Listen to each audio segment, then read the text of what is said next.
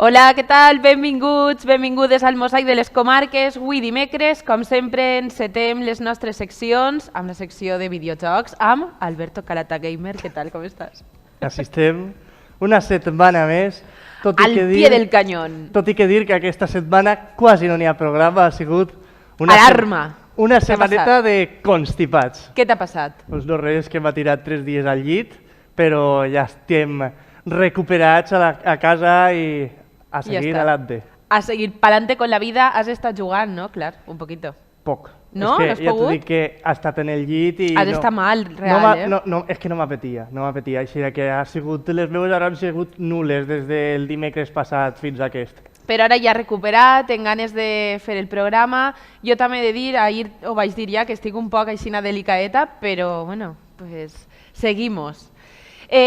Vols començar la teva secció parlant d'un encontre, d'una fira? Què ha passat en la fira? Quina és? Una notícia molt tràgica. Ai, socorro, què passa? I és que podríem dir que l'E3... Explica'm què és l'E3. És la fira per excel·lència de videojocs que es celebra sempre a junio. Normalment són 3 dies de conferències on s'explica i es posen trailers de les pròximes videojocs que van eixir al mercat. Hi ha també expositors, demos. A continuació d'aixòs 3 dies es fan extensos gameplays i també es deixa la gent provar, no? Però podríem dir que l'E3 està més bé mort en vida ja. Mort en vida, què ha passat? Quines són les últimes notícies? Mira, en 2012 Nintendo va deixar de fer eventos presencials, deixant-ho als Nintendo Directs.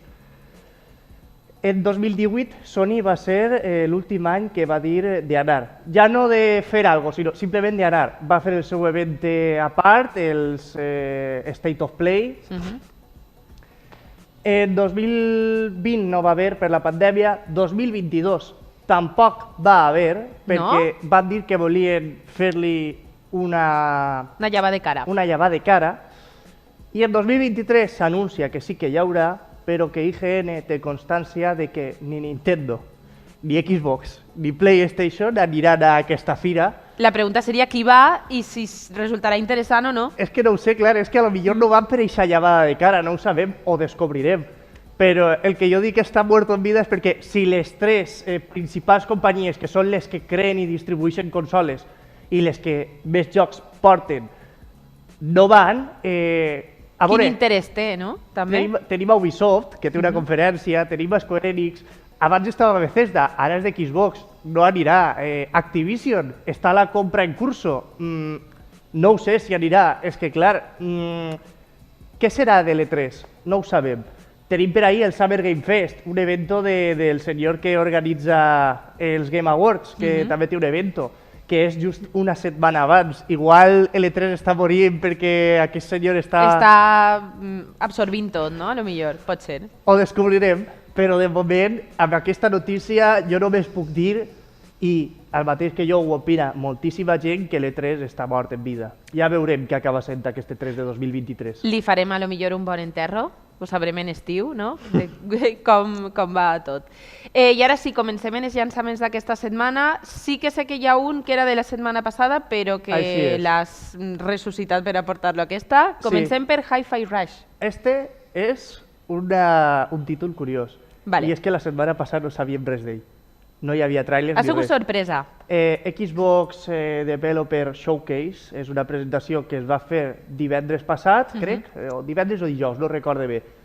I es va presentar per sorpresa per a llançar-se en aquest instant. És una cosa que no sol fer-se, Nintendo ho fa de vegades també, però és una cosa que no sol fer-se perquè al final els jocs necessiten un temps de màrqueting, no? Al final, la promo, no? També se li envia la còpia als mitjans de comunicació especialitzats per a que facin una review, i Xbox ha marcat un Nintendo en aquest sentit, anunciant-lo en aquesta conferència i dient «Ei, que pots jugar-lo ja».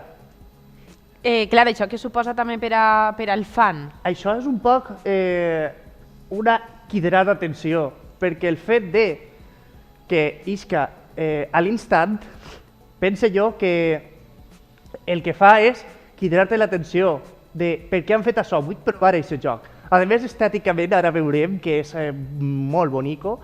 Per què? Per què? Perquè recorda a les caricatures, és que de fet l'estil artístic és de...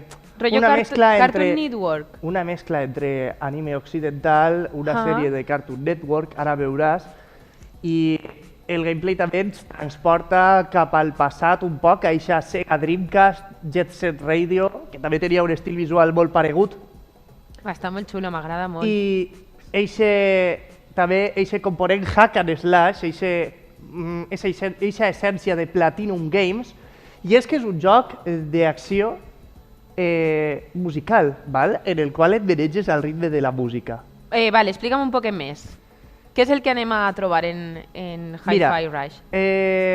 Tot funciona a base d'un metrònom que el veiem ahí dalt a la, a la dreta, i aquest metrònom marca el ritme de batalla. El personatge compta amb colps fluixos i forts i anirà fent-los al compàs de la música, com he dit. El joc, no obstant, no fa falta ser un entès, és a dir, tu pots ser una persona molt arrítmica, però pots jugar igual perquè hi ha mode fàcil i simplement per gaudir de la història i de l'apartat visual. Ara bé, si eres un expert músic, de la música, exacte, el joc el beneficiarà donant-te les puntuacions, però no és necessari ja dir que es pot gaudir igualment. I mira, la història ens conta com aquest protagonista es veu envoltat d'una corporació malèvola que està creant robots i ha de lluitar contra els seus caps, els caps de l'organització. I ja dic, és una premissa prou interessant, amb un estil visual increïble. Este joc és de Tango Gameworks, l'estudi és de Zenimax. Zenimax era l'empresa mare de Bethesda, que va ser adquirida Zenimax per Xbox, per tant aquest joc només pot ser jugat en Xbox. Em recorda també un poquet el que estic veient al tràiler, un poc de la pel·li esta de Kick-Ass, que no sé si l'has vista, però bueno, té ahí moltíssimes cosetes que he vist així molt paregudes. També recorda Sunset Overdrive, que és el joc dels creadors del Ratchet & Clank, que va ser desenvolupat exclusivament per a Xbox. I a més, és un joc que hi ha un preu molt destacable, 30 euros. 30 euros és barat, Quan a dia d'avui l'estàndard són 80, 30 euros és una gozada. Bueno, i a part, no fa falta ni comprar-lo perquè si tens Game Pass, pues dia 1 en Game Pass. És que Xbox és així, ja ho sabem. Així que hi ha molta gent que inclús s'ha pegat la vicea del segle aquest cap de setmana i s'ha passat el mode història, que crec que són 15 hores. Vull dir-te, al final... 15 hores és poquet, no?, per a un videojoc, és facilet, no?, el ritme també... És que depèn. A veure, jo no soc partidari de dir... no, és que si dura poc, doncs és un joc roïn. El Bayonetta dura 8 hores, vull dir-te, no és cap exageració. Però te disfrutes moltíssim, no? Tot és el repte i tot és tu mateixa dir, a veure, no ha tret la màxima puntuació, vaig a intentar-ho, vaig a... Al final el com jugar el joc ho marques tu. Quin seria el jugador objectiu d'aquest joc? Algú que busque també això, que li agrada la música, el ritme, no? El hack and slash que has dit tu. Sí. I també m'ha paregut que és així com que té també comedieta, no? El guió, per el que he vist del protagonista, no? Igual també és algú que busca això, un poquet d'àmbit cinematogràfic. I també té part de plataformes, aleshores, adjuntant això de la comèdia i tal, igual també pot ser un joc que interessa a aquest sector de... Bueno, els jocs retro que van parlar de plataformes amb aquest humor tan tipus Ratchet & Clank, tipus Jak and Daxter, a mi em cridarà prou l'atenció i probablement l'acabaré jugant a PC en algun moment. Ara mateixa jo estic ocupat i tinc molts jocs, però... Eres una persona... Soy una persona ocupada. Bueno, ya, es que la gent que veu la secció ja sap que Persona és nuestro videojuego de este año. Que va. La medallita de este año se la lleva Persona. Un joc que recomanem, no?, a la gent. I ara sí que passem a Dead Space, el remake. Dead Space és un joc que va eixir en 2008. És un survival horror que, bueno, de fet, és un dels top d'aquest gènere, va eixir i es va col·locar així per les seues innovacions i totes les coses que ella portava. I és que, anem a veure, aquest Dead Space és un remake calcat del joc original, és a dir, conserva mecàniques, enemics... Has dit que era del 2008, Sí. i ara ens arriba ja, això, llavaeta de cara, tornem a dir-ho, però... està fet des de zero, és a dir, motor Frostbite, motor nou, l'actual d'Electronic Arts, i està fet des de zero, és a dir, i també doncs, bueno, se li han añadit coses per a millorar aquesta experiència jugable, perquè veiem com, per exemple, les zones de gravetat zero pues se han redissenyat i ara podem flotar per ahí a les nostres anxes i abans no es podia fer això. En quant a la història, què ens porta? Perquè has dit és un survival. La història però és molt simple. quina és la Mira, història? com té el protagonista, Isaac, es troba atrapat, és un enginyer i es troba atrapat a una nau espacial i ha de sobreviure i ha d'escapar de tot el que està passant ahí, no? necromorfs, Necromorphs. que són una espècie que està ahí i que, cuidadet d'aquesta espècie. Cuidadito. És una història molt simple, al final és survival horrors, ja sabem Sí, que tenen una premissa i després tu ja has d'eixir d'ahí. la Ja està, història fin. és lo mínim, el màxim és el gameplay, anar en tensió, ja sabem, ja hem parlat així de molts, eixe Callisto Protocol, per exemple, també, Sí, sí. i sabem de què va, la història no sol ser el més important en aquests casos. Calata Gamer, jo volia preguntar-te per què hauríem de comprar aquest videojoc. O sigui, perquè és recomanable, igual estem ja passats d'aquest tipus de videojocs, no ho sé. No, tot el contrari, perquè de fet escassegen. És un gènere que va explotar a la PlayStation 1, Sí. però a dia d'avui aquest gènere doncs, no té quasi... De fet, Llançaments, no? enguany estem d'enhorabona. O sigui, així de clar. Enguany estem d'enhorabona. Se'ns ha anunciat el retorn de Silent Hill, tenim este remake i de Callisto Protocol també per ahí, estem d'enhorabona. T'apetís jugar a No. al remake? No. Encara que li hagin posat lo de volar que estem veient i tal, bueno, són coses noves, no? Tu ja saps que Survival Horrors a mi no m'agrada. No, però està molt bé, no? Ostres, jo estic mirant les imatges del tràiler i sí que em pareix prou atractiu. No sé, per als fans, ho deixem per als fans. Tot per a tu. Per a mi total. No, jo vull jugar al següent. El següent videojoc jo l'he vist i dic, bueno, m'he quedat un poc així una sorpresa, no m'esperava que arribara una llicència per al videojoc. No sé si vols afegir alguna cosa de l'anterior videojoc abans de dir-li adeu. Cal dir de Dead Space també que a l'entrega original no parlava el personatge, era mut, i en aquesta doncs ara sí que parla. En Dead Space 2 i 3 ho feia, i ara en aquest remake també ho fa, també és un punt a tindre en compte, i ja està. Això. Més atractiu, no? Està molt bé. I ara sí, passem a l'últim videojoc, abans de ja passar a la secció retro, dins de la secció de videojocs, i parlem de Bob Esponja Cosmic Shake. The Cosmic Shake, sí senyor. The Cosmic Shake. I jo volia donar-li pas a una foto que t'he preparat i que el nostre realitzador la té preparada. Jo sé que... Mira, Bob Esponja... Jo sempre... Bueno, humor, no? Sempre, tu em dius una cosa i jo ja estic pensant a veure com vaig a fer-te riure. Alberto, me motivas mi humor. Sí, Això no, escasean los chistes, muy mal, ¿eh? Este programa se ha caracterizado pels chistes. ¿On estan? On estan? Bob Esponja, ja està, aquí lo tienes. Bob Esponja. Bob Esponja. Bob Esponja, de Comic Shake, que ens conta per què arriba Bob Esponja. És que em pareix que ja és... Jo veig que ja és un personatge que és de fa moltíssim temps, no? Per què encara el tenim ara? Bob Esponja porta 23 anys en emissió. Uf. I se sap que està renovat per a... Tota la vida. No sé, moltes temporades més, i és que és la gallinita de los huevos de oro de Nickelodeon, ¿vale? Per què aguanta tant? És la meva pregunta, perquè és un humor que triomfava en aquest moment. No anem a entrar en debat, jo només diré que la sèrie ha sofrit una gran flanderització. No sé si tu saps el que és la flanderització. És bàsicament destruir els personatges, sí. En el sentit d'exagerar. Per exemple,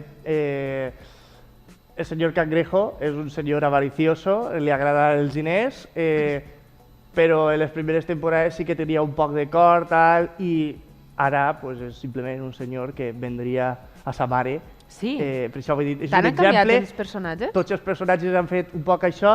Anem a centrar-se en el videojoc. Sí, anem a centrar-se. Per què apareix ara i què ens presenta aquesta història? Les llicències televisives sempre han estat als videojocs i les llicències sempre han sigut una loteria en el sentit de que pot eixir un joc molt bo o pot eixir un joc regulero o pot eixir una cosa per tirar la brossa.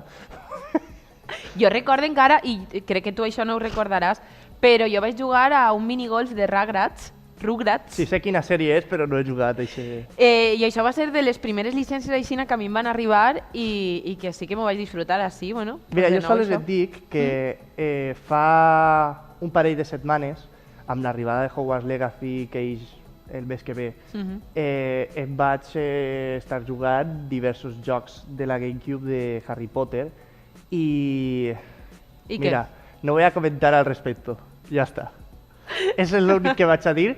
Es a dir, sí, muy bonitas las películas y los libros, pero els videojocs...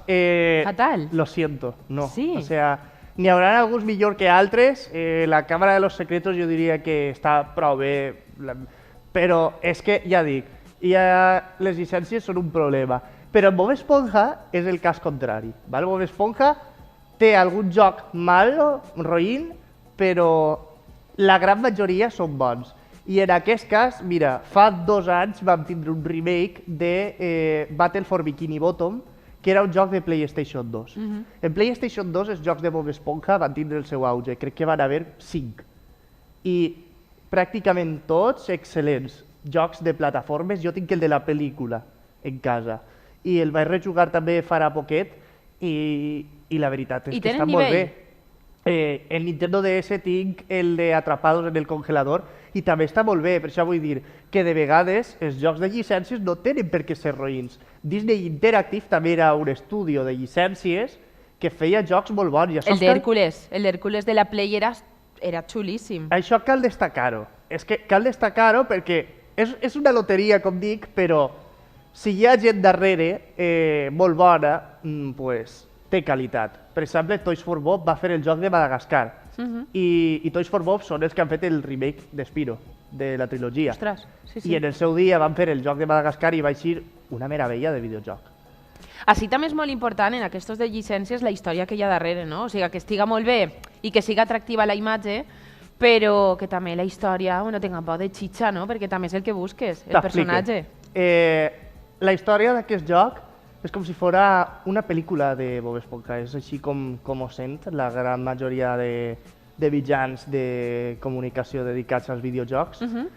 I és que, mira, en una visita a Mundo Globo, el parc d'atraccions de la sèrie, troben un porter màgic a una tenda màgica que, bueno, es comencen a jugar Bob Esponja i Patricio i el que passa és que alteren el continuo espacio-tiempo. Aleshores, pues bé, han de començar una aventura per a arreglar-ho tot i entonces en el videojoc es recorren la gran majoria d'escenaris de la sèrie. És a dir, jo crec que aquest videojoc és un gran punt nostàlgic per a la gent. L'homenatge als fans reals, no? A mi, de fet, tal volta m'agradaria provar-lo.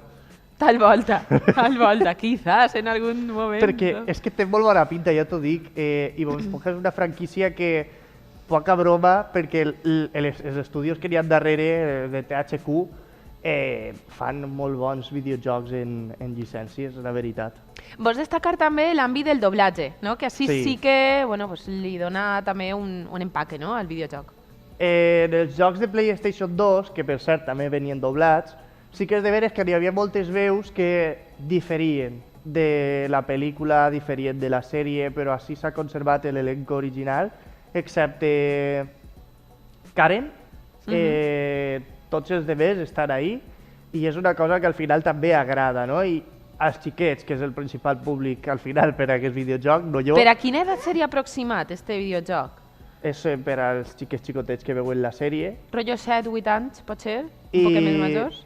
Encara que no és el target objectiu, però sí que jo crec que a la gent de la meva edat també per el fet de la nostàlgia de veure els camps de meduses, de veure que pots fer cangreburgues al crustáceo crujiente al final, pues jo no vaig a dir-te que te'l compres per 60 euros, però Quan estiga rebaixat... quan te'l trobes a 10 o a 5, que sobretot en ordinador aquests preus es veuen molt, pues al final és tentador. Perquè... És multiplataforma també Sí, o sols és de Play? per a Perquè he totes. vist també la foto de la Play, però no. És per a totes les Per a totes. plataformes. Sí, o sigui que d'ací no res en... Per exemple, per a PC estarà barat dins de no res, no? A lo millor en altres... Dóna-li uns 4 o 5 mesos I ja baixarà. i ja el tens per menys de la meitat. Bueno, pues ahí ho deixem Bob Esponja, The Cosmic Shake. The Cosmic Shake. I ara sí que passem a la secció retro, que també ha sigut per a mi una gran sorpresa, i és que jo sol llegir-me-ho poquet abans de començar perquè vull també deixar-me endur El per el misterio. que... El misterio. Sí, els altres videojocs jo sí que els sé, però el retro m'espere. És com no vull que l'espoiler fins poquet temps abans de fer la secció. Jo havia pensat, perquè Ajo ja m'ho va dir en el primer programa, per favor, podem parlar algun dia d'esta saga. Jo va dir en el programa, alguns se'n recordaran, els veterans. Els veterans. I efectivament jo dic, a veure, i de què puc parlar aquesta setmana? I vaig dir, vinga, anem a donar-li una sorpresa a Ajo, anem a parlar Del Contra. Recordareu el Contra? No el recordareu? Jo crec que sí. Per favor, anem a saludar a la meva millor amiga Meritxell, perquè jo jugava en ella. Clar, és que érem la parella de Contra i ella em deia, vinga, que t'espere. Perquè clar, jo anava més lenta, sempre som més lenta en les coses, i ella m'esperava ahí, en la pistoleta, així, el protagonista, i jo pues, ja anava. Contra és una franquícia molt important dins dels videojocs. Per cert, este és l'únic que he jugat, perquè vas a contar-me molts i jo sols recordo este. Vamos, Que este és el del 87? Este és del 87, 87. correcte, és el primer Contra. Tinc així preparat la xuletilla perquè és impossible recordar-se'n de tots i els canvis que van implementar. Però bé, mira, Contra és una gran representació de la old school dels videojocs. Per què? És el pare del gènere del gènere beat and gun i... Pata i bofeta. No, això no és la que Exacte, que és slash. Això és la pistoleta. Este és side-scroller lateral. A veure, però Corrent així en 2D. cuéntalo para todos los públicos. Videojoc en 2D, de anar així, no sé com explicar-ho, lo siento. La Vale. pantalla es maneja automàticament i tu vas caminant disparant als enemics. Si el teu company ja se n'ha anat i tu no has arribat, te mueres. També, resumen de lo que passa en el Contra en algunes ocasions.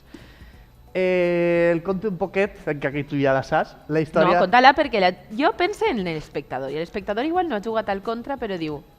El primer Vull Contra. provar. Ha caigut un meteorit en Nova Zelanda i mira, No ho sabia. Resulta que n'hi ha molts investigadors que han anat a veure què està passant a aquesta zona on ha caigut i no tornen amb vida. Aleshores, Contra és una associació de persones que van a infiltrar-se ahí a veure perquè resulta que estava en una invasió alienígena i a veure qui és el que està darrere d'això. Aquesta és la història del Això és la primer joc. investigació. Contra, és l'associació a la que pertanyen, de fet, els protagonistes, Bill Riser, Mad Dog, i el seu company, que és Lance Bean Scorpion. No sabies noms, jo estic ara mateix disfrutant moltíssim. Aquest duet és icònic dins dels videojocs. Jo he de dir que no he jugat cap Contra, entonces aleshores he disfrutat molt buscant la informació de l'evolució de tots els jocs i què han anat incorporant.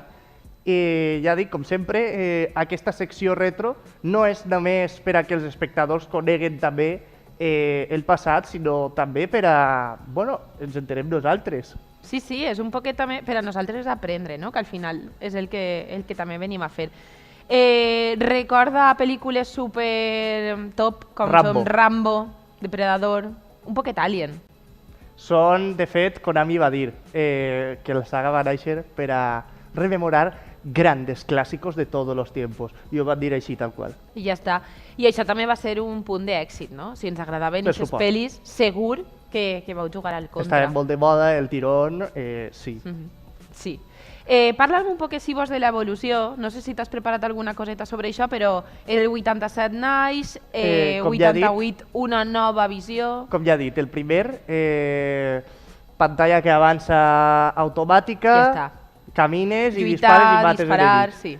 El segon joc, Super Contra, que ix un any després, en el 88, és una seqüela directa i introdueix canvis als escenaris. Ara pots trencar coses a l'escenari i bueno, també és un poc, també té vista des de dalt en alguns nivells. O sigui, a mi el que em sembla és que del 87 al 88 van crear moltíssimes coses novedoses, no? O sigui, en poc temps van saber reinventar també aquest primer joc que ja va ser un èxit. Pues espera que continuem, perquè en el 91 va eixir un joc per a Game Boy que es diu Operación C. Aquest joc, si bé comparteix la banda sonora i és molt paregut als anteriors, pues bueno, és una experiència portàtil per als que vulgueren dur-lo portàtil, no? I el donaven aquesta opció. Podria ser un poc la similitud amb la Switch a dia d'avui, no? Pues una versió portàtil i si vols pues jugués per ahí. A continuació tenim Contra 3 de Alien Wars en el 92. Millor joc segons els fans. Sí senyora. Les novetats, enfilar-se, utilitzar dues armes i poder alternar entre elles. Això fins ahir no podia ser. És que a dia d'avui pareixen bobaes, però No, no. realment tu penses en el seu moment i clar, això era la novetat increïble. Dios mia, puc canviar dues armes, això és increïble. A dia d'avui això és irrisorio, no? Però clar, Bueno, però també, per exemple, ho feia Super Mario, que de repent passàvem d'una manera de trencar coses a tirar la pedreta o tal. Vull És dir que que és un poc evolució i també... estem parlant del 92. Mhm. Aquest mateix any també ix Contra Force, que és de Contra, pareix ser que només té el nom, no apareixen els dos protagonistes. Ah, no? I, pues mira, posteriorment va ser retirat de la història canònica. No he indagat massa en la història de tots els jocs, val? Aleshores no sé de què va, cap d'ells, només he buscat la història del primer, perquè volia centrar-me en el gameplay i com el programa és limitat, volia explicar els canvis i l'evolució del gameplay de tots els jocs de Contra. Al final és parlar de la indústria, no? Exactament. Després tenim Contra Hard Corps en el 94, que explota el potencial de la Sega Genesis. I bé, la intel·ligència artificial millora moltíssim respecte a les anteriors entregues dels enemics, sobretot. I és considerat com un dels Contra més difícils de la franquícia. Després de llegir tot, tu penses que és un joc difícil, el Contra? Perquè jo recordo el primer i hi ha pantalles que sí que em pareixien complicades i fija't que jugaven moltíssim. Però... Jo és que a mi aquest tipus de gèneres a mi solen costar-me. És a dir, per a mi seria difícil. Per a un expert que porta tota la vida, imagine que... No tant, a lo millor. Que no tant. Què més ens pots contar de Contra? Perdó. Ara si és que estem eixint d'ahí. Ara ja passem a les tres dimensions. I en les tres dimensions el primer joc va ser Contra de Legacy of War per a PlayStation i Sega Saturn en el 94. I què passa en aquest joc? Què passa? Pues que bueno, va ser un transcurs forçat. Per què? Pues per això pues bueno, era la moda. Passar els videojocs al 3D, totes les franquícies estaven fent-ho i els de Contra es van veure obligats a fer-ho. No va ser ben acceptat pels fans, els fans volien lo clàssic, a mi deixar-me estar de tres dimensions. Bueno, tal va ser així que tant este com la seva seqüela, Contra Adventure del 98, també van ser retirats per Konami de la història canònica. I bé, després d'això ja passem a la PlayStation 2, on tenim els dos últims jocs. Tenim Contra de Shattered Soldier, que ja gasta gràfics 3D, però a diferència de l'anterior no experimenta ni fa... Pues bueno, anem a veure què fem. Sinó que conserva l'essència dels de 8 bits i 16 bits, els clàssics, té tota la identitat.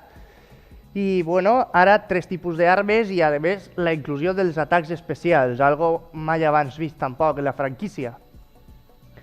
Algo a destacar és que The Shattered Soldier tanca la cronologia oficial, és l'últim... Bueno, tenim Neo Contra, que però passa molts anys en el futur, en l'any 4444, quan estem parlant que tots els anteriors passen al voltant del 2631, són 2000 anys en el futur. Què és el que passa en Shattered Soldier? Per què tanca la cronologia? Doncs perquè es mor un dels protagonistes. Clar, al final aquesta història del duet no pot continuar si uno mori. És impossible, clar. Què va passar a partir d'ací? Doncs que, per exemple, Contra 4, que va retornar a l'estil clàssic, perquè hi ha Nintendo DS i per això retorna, passa després de Contra 3, és a dir, a partir d'ací els jocs ja remunten arrere, perquè clar, el final de la història acaba, si s'ha mort ja no vas a... No vas a fer més coses. Excepte la seqüela futurista esta de Neo Contra. Entonces, tenim jocs menors. Contra Rebirth, Contra Evolution van eixir per a WiiWare i les tendes digitals de Play 3 i Xbox 360. Contra Returns, Contra Hardcore Surprising, jocs mòbils, tot dins de la cronologia canònica, omplint buits entre els jocs. I recentment, en 2018, s'ha llançat l'última entrega, Contra Rock Corps. Aquesta entrega va ser criticada pel gameplay, per la història i, bueno, també va ser elogiada per el seu bon sistema d'actuació i personalització. És a dir, no tot va ser roïn, a més també cal destacar aquest multijugador de 4 jugadors, tant en línia com local, en 4 consoles diferents, en un intent de Konami de tornar a la saga després de haver estat molts anys amb les Pachinko. Ostres. La pena és que no va ser, ja dic, massa ben acceptat, però qui sap si Konami més endavant trau algun altre joc més així retornant a lo clàssic, també omplint algun buit, perquè el Rock Corps aquest també passa després de Contra 3. Doncs, Alberto, moltíssimes gràcies per portar-me un dels meus videojocs preferits. Espero que vagi molt bé aquesta setmana i nosaltres seguim al mosaic de les comarques perquè és que encara queda molt de programa per davant. Mil gràcies. Jo, com sempre, encantat d'estar ací a TVA una setmana més ensenyant aquesta cultura que són els videojocs i ens veiem la setmana que ve. Fins la setmana que ve, que vagi molt bé. Moltes gràcies. Nosaltres seguim amb el programa.